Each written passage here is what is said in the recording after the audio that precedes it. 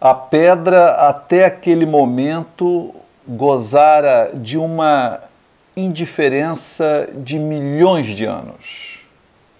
Animais transitavam por ela e não se importavam a mínima. Tratava-se apenas de uma pedra.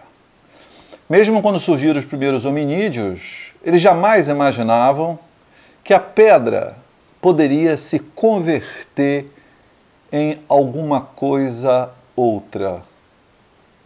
Mas um dia, ao chocar uma pedra como a outra, uma dessas pedras apresentaram como se fosse uma lâmina, uma lasca que cortava. Estava inventado a pedra. Essa invenção da pedra irá transformar essa invenção da faca irá transformar violentamente o nosso planeta. E agora, munido da faca, irá se distinguir de todos os demais animais existentes no planeta. Até então, o homem era apenas um comedor de carniça. Ele aproveitava os restos que os outros animais deixavam depois de terem sido saciados. Então, ele disputava a carniça com outros animais. A partir do momento em que ele inventou a faca, esse homem passou a caçar. E a caça é uma atividade muito diferente da coleta. O homem primitivo até então vivia basicamente de comer carniça e da coleta de frutos, de sementes e de raízes. Essa atividade da coleta é uma atividade individual, é uma atividade menos elaborada, menos complexa, que o sujeito pode fazer muito bem, quase que sozinho, né? A caça é diferente. A caça exige um planejamento prévio, existe uma cooperação mútua, existe mais destreza, exige mais habilidade.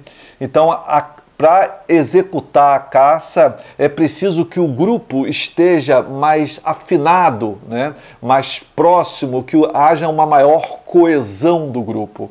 Então, há um preparatório para a caça, a própria caça e depois a partilha da caça, né? A partilha da carne, né?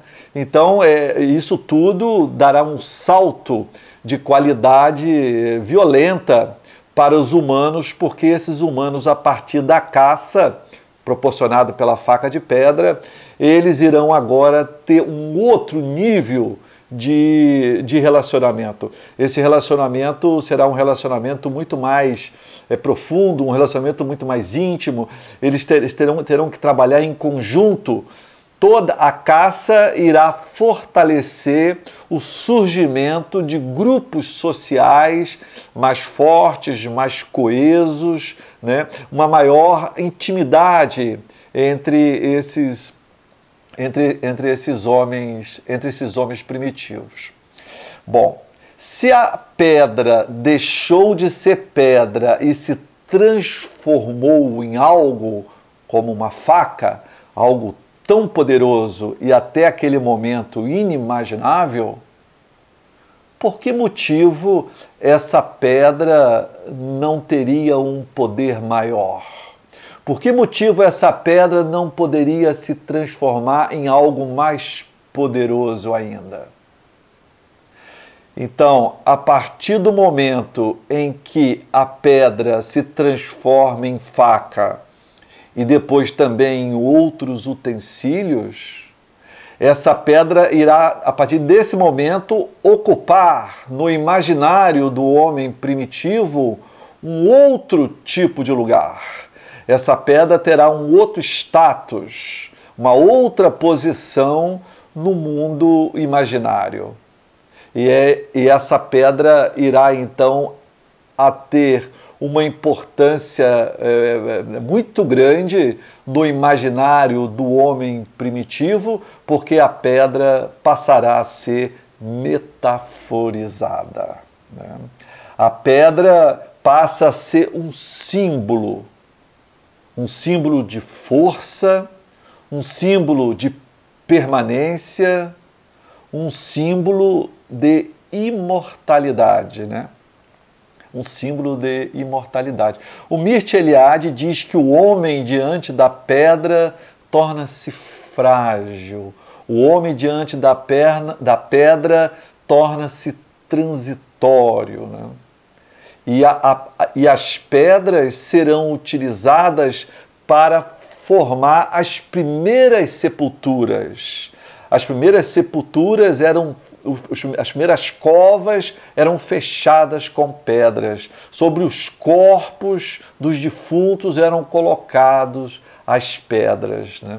As pedras, elas vão ser utilizadas não somente para as primeiras sepulturas, e logo depois essas pedras serão também utilizadas na construção dos primeiros altares e muito tempo depois na construção dos primeiros templos, né?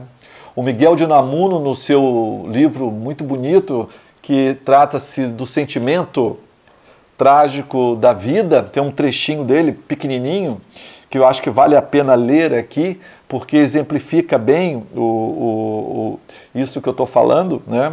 Então ele diz aqui, o Miguel de Unamuno: quando se faziam para os vivos somente choças de barro ou cabanas de palha que a intempérie destruiu, elevavam-se túmulos para os mortos, e a pedra foi empregada para as sepulturas antes de o ser nas habitações. As casas dos mortos, não dos vivos, venceram os séculos por sua fortaleza.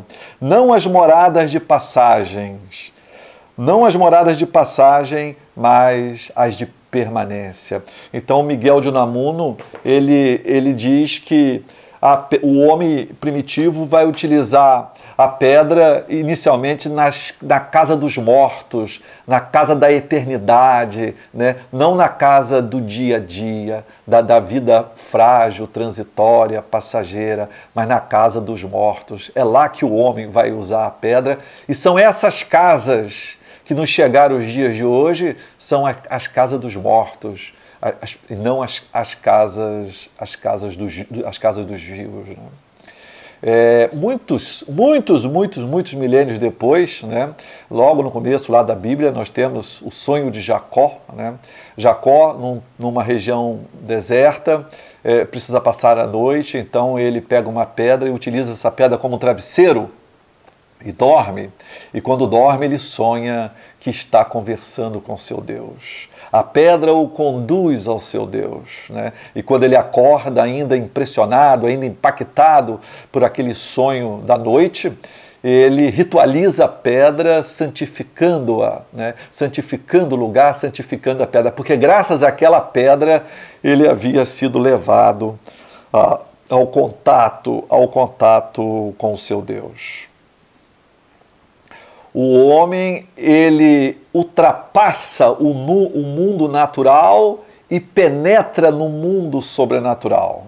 Ao transformar a pedra em faca, em outros utensílios, o ser humano irá converter a pedra num elemento mágico, num elemento simbólico, e irá conferir metáforas extremamente poderosas que chegarão, inclusive, aos dias de hoje.